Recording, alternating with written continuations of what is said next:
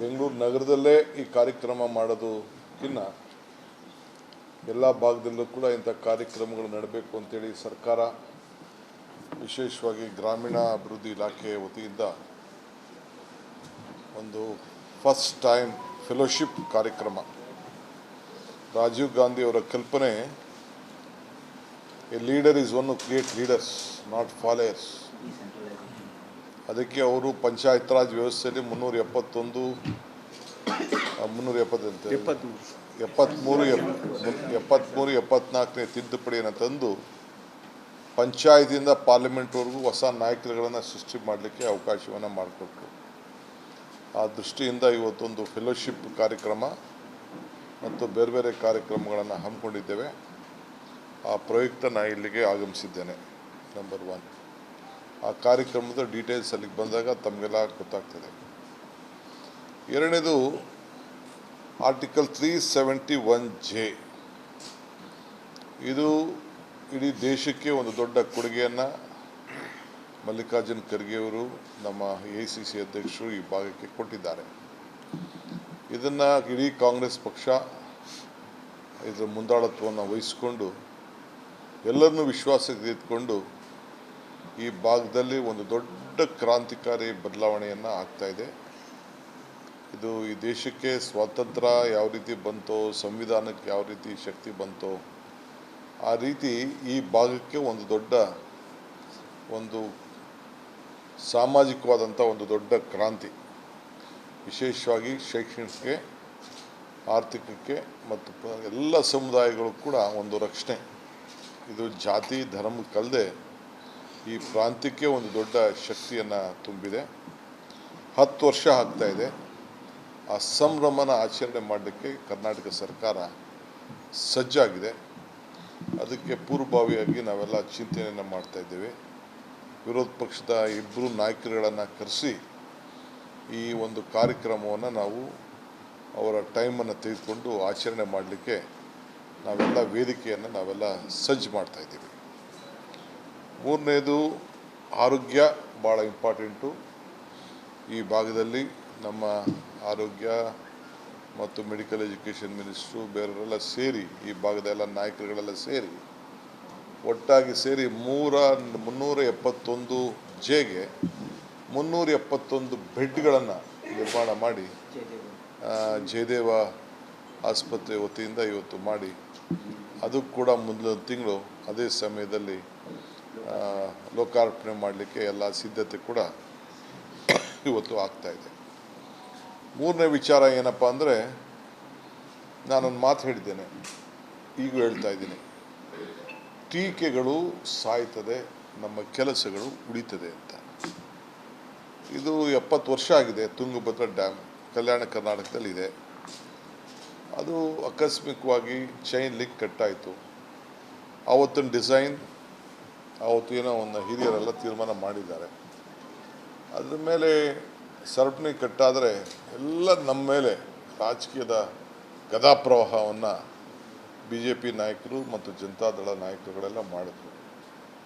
Overnight ನಾವ್ಯಾರೂ ಮಲಗಲಿಲ್ಲ. ಪುಣ್ಯಕ್ಕೆ ಭಾಳ ಜನ ಎಲ್ಲ ನಮಗೆ ಆ ಸಮಯಕ್ಕೆ ತಕ್ಷಣ ನಮಗೆಲ್ಲ ಸಿಕ್ಕಿದ್ರು. ಕನಯ್ಯ ನಾಯ್ಡು ಅವರು, JSW ಅವರು, ಬೇರೆ ಬೇರೆ ಸಂಘ ಸಂಸ್ಥೆಗಳೆಲ್ಲ ಅದನ್ನೆಲ್ಲ ಡಿಸೈನ್ ಇಟ್ಕೊಂಡಿದ್ದಂಥವ್ರು, ಆಮೇಲೆ ಫ್ಯಾಬ್ರಿಕೇಟರ್ಸು, ಇಂಜಿನಿಯರ್ಸು ಎಲ್ಲ ಕೂಡ ಸಿಕ್ಕಿದ್ರು. ತಕ್ಷಣ ಅವ್ರಿಗೆಲ್ಲ ಒದಗಿಸಿ ಬೆಳಗಿನ ಜಾವ ಅಷ್ಟೊತ್ತಿಗೆ ತಿರ್ಗಿ ಅದನ್ನು ಯಾವ ರೀತಿ ರೀಪ್ಲೇಸ್ ಮಾಡ್ಬೋದು ಅಂತೆಲ್ಲ ಕೂತ್ಕೊಂಡು ಪಾರ್ಟಿಸಿಪೇಟ್ ಮಾಡಿ, ನಾನು ಕೂಡ ಎಮರ್ಜೆನ್ಸಿ ವಿಸಿಟ್ ಮಾಡಿ, ಚೀಫ್ ಮಿನಿಸ್ಟರ್ ಎಮರ್ಜೆನ್ಸಿ ವಿಸಿಟ್ ಮಾಡಿ ಡಿಸಿಷನ್ ತೊಗೊಂಡು ಎಲ್ಲರೂ ಕೂಡ ನಮಗೆ ಸಹಕಾರ ಕೊಟ್ಟರು. Every worker of that this one ಎಲ್ಲರೂ ಸೇರಿ ಭಾಳ ಚೆನ್ನಾಗಿ ನಮಗೆ ಕೆಲಸ ಕೊಟ್ಟು ಸಹಕಾರವನ್ನು ಮಾಡಿದ್ದಾರೆ. ಅದಕ್ಕೆ ವಿತಿನ್ 4 ಡೇಸ್ ನಾವು ಅದಕ್ಕೊಂದು ಮೊದಲನೇ ಇದನ್ನು ಹಾಕಿ 5ನೇ ದಿನಕ್ಕೆ ಎಲ್ಲ ಕಂಪ್ಲೀಟ್ ಅದನ್ನು ನೀರನ್ನು ವಾಪಸ್ಸು ಸ್ಟೋರ್ ಮಾಡಲಿಕ್ಕೆ ಎಲ್ಲ ಥರದ ವ್ಯವಸ್ಥೆಯನ್ನು ಮಾಡಿದೋ. ಏನು 19ನೇ ಗೇಟ್ ಏನು ಹೋಗ್ತಾಯಿತ್ತು, ನಿಜವಾಗ್ಲೂ ಆ ಡ್ಯಾಮ್ ಉಳಿಸ್ಕೊಂಡಿದ್ದೇ ಒಂದು ದೊಡ್ಡ ಪವಾಡ. ಆ ರೈತರ ಬದುಕು ಇವತ್ತು ಉಳ್ಕೊಂಡಿದೆ. ಸೊ ಅದಕ್ಕೆ ನಮ್ಮ ಕೆಲಸ ಅದಕ್ಕೆಲ್ಲ ಉತ್ತರ ಹೇಳ್ತಾ ಇದೆ. ಸೊ ಅದಕ್ಕೆ ನಾನು ಈ ಕಲ್ಯಾಣ ಕರ್ನಾಟಕದ ಎಲ್ಲರಿಗೂ ಕೂಡ ಗಾಬರಿ ಆಗೋಂಥ ಸಂದರ್ಭ ಇತ್ತು. ರಾಜ್ಯದ ಒಂದು ದೊಡ್ಡ ಆಸ್ತಿ ಅದು. ಇಡೀ ದೇಶ ನಾವೇನು ಮಾಡ್ತೀವಿ ಅನ್ನೋದನ್ನು ಗಮನಿಸ್ತಾ ಇತ್ತು. ಸೊ ಅದರಿಂದ ಎಂಟೈರ್ ಎಲ್ಲ ಡ್ಯಾಮ್ ಸೇಫ್ಟಿ ಇಂಜಿನಿಯರ್ಸ್ ಕೂಡ ಇದರ ಬಗ್ಗೆ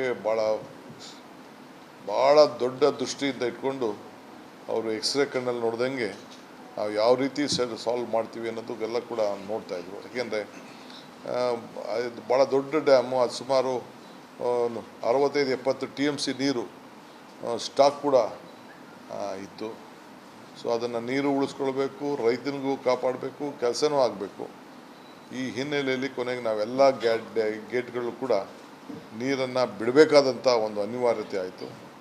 ಸೊ ವರ್ಣನ ಕೃಪೆ ಇವತ್ತು ಮತ್ತೆ ಇನ್ಫ್ಲೋ ಕೂಡ ಆಗ್ತಾಯಿದೆ. I think we are on A normal stage. ಒಂದು ಬೆಳೆಗೆ ಯಾವ ಥರದ ತೊಂದರೆ ಕೂಡ ಆಗೋದಿಲ್ಲ. ಎಷ್ಟು ನೀರು ಬರ್ತದೋ ಅಷ್ಟು ಕೂಡ ನಾವು ರೈತರಿಗೆ ಸಹಕಾರವನ್ನು ಕೊಡುವಂಥ ಕೆಲಸ ಮಾಡ್ತೀನಿ. ನಾನು ಹೇಳೋದು, ಇಲ್ಲಿಂದ ಯಾರು ನಮಗೆ ಸಹಕಾರ ಕೊಟ್ಟಂಥ ಕೊನೆ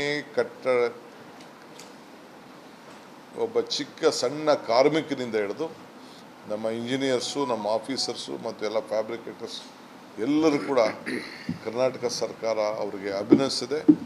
ಸೂಕ್ತ ಕಾಲದಲ್ಲಿ ಅವ್ರನ್ನೆಲ್ಲ ಕರೆಸಿ ನಾನೇ ಅಲ್ಲಿಗೆ ಹೋಗಿ ಸ್ಪಾಟ್ಗೆ ಯಾರ್ಯಾರು ಅದಕ್ಕೆ ದುಡಿದಿದ್ದಾರೆ, ಹಗಲು ರಾತ್ರಿ ದುಡಿದಿದ್ದಾರೆ, ಅವರೆಲ್ಲರಿಗೂ ಕೂಡ ಸನ್ಮಾನ ಮಾಡುವಂಥ ಕೆಲಸವನ್ನು ನಮ್ಮ ಸರ್ಕಾರ ಮಾಡ್ತದೆ ಅನ್ನೋ ಮಾತನ್ನು ಕೂಡ ಈ ಸಂದರ್ಭದಲ್ಲಿ ಹೇಳಲಿಕ್ಕೆ ನಾನು ಬಯಸ್ತಾ ಇದ್ದೇನೆ. ನಂಬರ್ 3,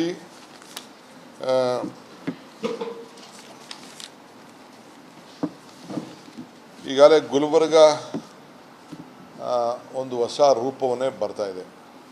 ಈಗಾಗಲೇ ನಮ್ಮ ASIಯಿಂದ ಕೇಂದ್ರ ಸರ್ಕಾರದ ವತಿಯಿಂದ ಖರ್ಗೆ ಸಾಹೇಬರು ಬಂದಾಗ ಒಂದು ಭವ್ಯವಾದಂಥ, ಯಾರು ಇರ್ತಾರೋ ಯಾರಿರಲ್ವೋ ಶಾಶ್ವತ ಇಲ್ಲ, ಬಟ್ ಆ ಕಟ್ಟಡ ಮಾತ್ರ ಇರ್ತದೆ, ಫೆಸಿಲಿಟೀಸ್ ಮಾತ್ರ ಇರ್ತದೆ. Gulbarga is being turn to be a health hub. So ಎಲ್ಲ ಕೂಡ ಆರೋಗ್ಯಕ್ಕೀಗ ಫ್ಲೈಟು ಮತ್ತೊಂದೆಲ್ಲ ಕೂಡ ಇಲ್ಲಿ ಬರ್ತಾ ಇದೆ. ಎಲ್ಲ ಥರದ ಆಪ್ರೇಷನ್ಸ್ ಕೂಡ ಇನ್ನು ಮುಂದಕ್ಕೆ ಏನೇ ಆಪ್ರೇಷನ್ ಕೂಡ ಆಗ್ತದೆ. ಸೊ ಅದರಿಂದ ಬೇರೆ ಕಡೆಕ್ಕಿಂತ ಇಲ್ಲೇ ಜನ ಡೈವರ್ಟ್ ಆಗುವಂಥ ಎಲ್ಲ ವ್ಯವಸ್ಥೆ ಕೂಡ ಕಾಣ್ತಾ ಇದೆ. ಸೊ ಅದಕ್ಕೆ ನಾವು ಮದರ್ ಆ್ಯಂಡ್ ಚೈಲ್ಡ್ ಹಾಸ್ಪಿಟ್ಲ್ ಇರ್ಬೋದು, Kidwai institution branch, speciality hospital, Indira Gandhi ಅವರ ಹೆಸರಿನಲ್ಲಿ ಚೈಲ್ಡ್ ಆ್ಯಂಡ್ ಮಕ್ಕಳದ ಹಾಸ್ಪಿಟ್ಲು, ಜಯದೇವಾದು ಎಲ್ಲ ಕೂಡ ಬರ್ತಾ ಇದೆ. ಟ್ರಾಮಾ ಸೆಂಟ್ರ್ ಕೂಡ ಎಲ್ಲ ಆಗ್ತಾಯಿದೆ. ಇದು ನಮ್ಮ ಕಲ್ಯಾಣ ಕರ್ನಾಟಕದ ಎಲ್ಲ ಜನ, ಇದು ಬರೀ ಗುಲ್ಬರ್ಗದವರಲ್ಲ, ಕಲ್ಯಾಣ ಕರ್ನಾಟಕದ ಬಳ್ಳಾರಿಯಿಂದ ಹಿಡಿದು, ಕೊಪ್ಪಳದಿಂದ ಹಿಡಿದು, ರಾಯಚೂರಿಂದ ಹಿಡಿದು, ಯಾದಗಿರಿ, ಬೀದರ್ ಎಲ್ಲರೂ ಕೂಡ ಇದನ್ನು ಸರಿಯಾದ ರೀತಿಯಲ್ಲಿ ಉಪಯೋಗಿಸ್ಕೊಂಡು ಬೆಂಗಳೂರಿಗೆ ಬರೋದು ಇಲ್ಲ ಹೈದ್ರಾಬಾದ್ಗೆ ಹೋಗೋದನ್ನು ತಪ್ಪಿಸ್ಕೊಳ್ಬೇಕು ಅಂಥೇಳಿ ನಾನು ನಮ್ರತೆಯಿಂದ ಸರ್ಕಾರದ ಪರವಾಗಿ